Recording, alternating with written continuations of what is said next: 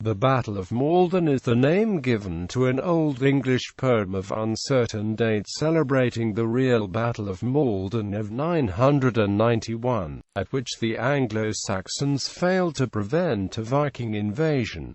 Only 325 lines of the poem are extant. Both the beginning and the ending are lost. The poem is told entirely from the perspective of the English, and names many individuals that Mitchell and Robinson believe were real Englishmen. Mitchell and Robinson conjecture that the lost opening of the poem must have related how Byrhtnoth, the Anglo-Saxon leader, hearing of the Viking invasion, raised his troops and led them to the shore. The poem as we have it begins with the Anglo-Saxon warriors dismounting to prepare for battle. A Viking messenger offers the English ealdorman Byrhtnoth peace if he will consent to pay tribute. Byrhtnoth angrily refuses, telling the messenger that he will fight the heathen Vikings in defense of his land and the land of his king, Ethel. However, due to his offer mode Byrhtnoth allows the Vikings entry to the mainland, giving them room in which to do battle, rather than keeping them penned in on the more easily defended causeway that links the mainland to the small island where the Vikings have landed. Individual episodes from the ensuing carnage are described, and the fates of several Anglo-Saxon warriors depicted, notably that of Byrhtnoth himself, who dies urging his soldiers forward and commending his soul to God. Not all the English are portrayed as heroic, however. 1. Godric the son of Oda flees the battle with his brothers and, most improperly, does so on Byrhtnoth's horse. Several lines later, the English Lord Offa claims that the sight of Byrhtnoth's horse fleeing, and Sir Byrhtnoth, as it would appear from a distance, has bred panic in the ranks and left the English army in danger of defeat. There follow several passages in which English warriors voice the defiance and the determination to die with the Lord, and descriptions of how they are then killed by the unpersonified sea wanderers. The poem as it has come down to us ends with another Godric disappearing from view. This time, it is Godric, the son of Aethelgar, advancing into a body of Vikings and being killed. Offer mode, occurring in line 89, has caused much discussion. Literally, high spirits, or overconfidence. Offer mode is usually translated as pride, and occurs in Anglo-Saxon Genesis poems when referring to Lucifer. Both Glenn and Alexander translate it as arrogance, and Bradley as extravagant spirit. History of the text. In 1731, the only known manuscript of the poem was destroyed in the fire at Ashburnham House that also damaged and destroyed several other works in the Cotton Library. The poem has come down to us thanks to the transcription of it made c. 1724, which was published by Thomas Hearne in 1726. After being lost, the original transcription was found in the Bodleian Library in the 1930s. Who made this original transcription is still unclear, some favoring John Elphinstone, others David Castley.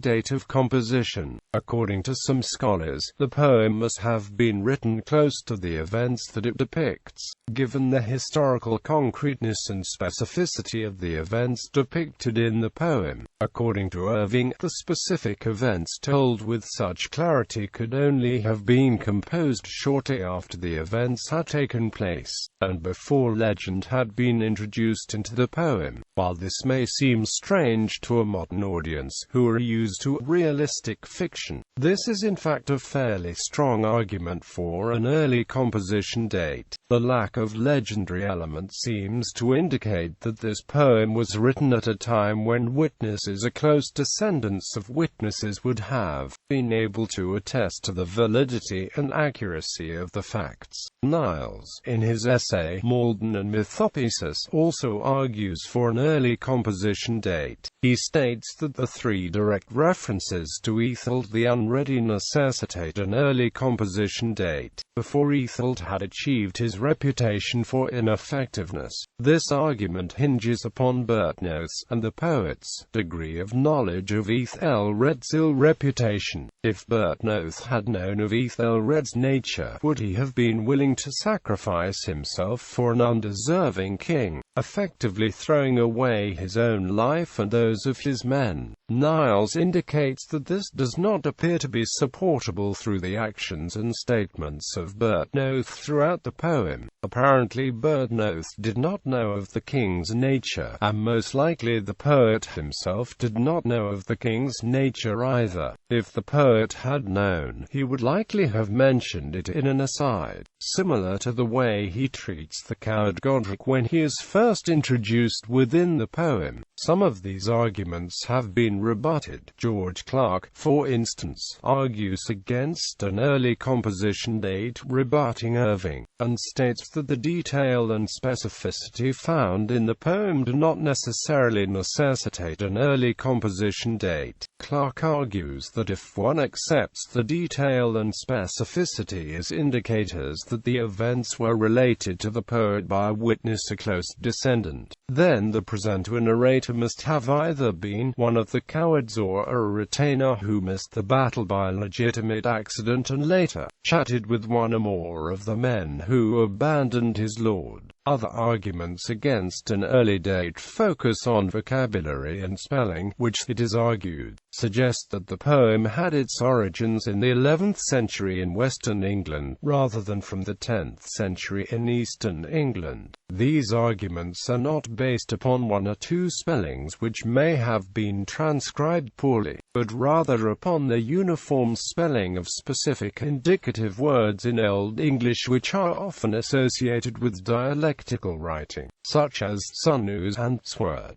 Clark further argues against an early composition date by exposing the contradictory descriptions of Bertnoth, both within the poem and against historical record. According to Clark, the poet of Maldon describes Bertnoth as an old warrior, but able-bodied. However, later in the poem Bertnoth is disarmed easily by a Viking. Clark argues that these two events are conflicting and therefore demonstrate the lack of historical accuracy within the poem. Clark also argues that the poet never mentions the great height of Bertnoth, nor does he mention Bertnoth enfeebled by age, which indicates that the poet was removed from the event, for the historical records show that Bertnoth was tall, which the poet would not have left out due to its indicative nature. Scholarship. George K. Anderson dated the Battle of Maldon to the 10th century and felt that it was unlikely that much was missing. R. K. Gordon is not so specific, writing that this last great poem before the Norman conquest was apparently written very soon after the battle, while Michael J. Alexander speculates that the poet may even have fought it in Maldon. S. A. J. Bradley reads the poem as a celebration of pure heroism. Nothing was gained by the battle, rather the reverse. Not only did Bertnoth, so distinguished of servant of the crown and protector and benefactor of the church, die alongside many of his men in the defeat, but the Danegeld was paid shortly after, and sees in it an assertion of national spirit and unity, and in the contrasting acts of the two Godrics the heart of the Anglo-Saxon heroic ethos. Mitchell and Robinson are more succinct. The poem is about how men bear up when things go wrong. Several critics have commented on the poem's preservation of a centuries-old Germanic ideal of heroism. Maldon is remarkable in that it shows that the strongest motive in a Germanic society, still 900 years after Tacitus, was an absolute and overriding loyalty to one's lord. Modern sequel. The Anglo-Saxon scholar and writer J.R. Tolkien was inspired by the poem to write The Homecoming of Beorhtnoth, Beorhthalm's son, an alliterative dialogue between two characters at the end of the battle. In publishing the work, Tolkien included alongside it an essay on the original poem and another on the word offer mode.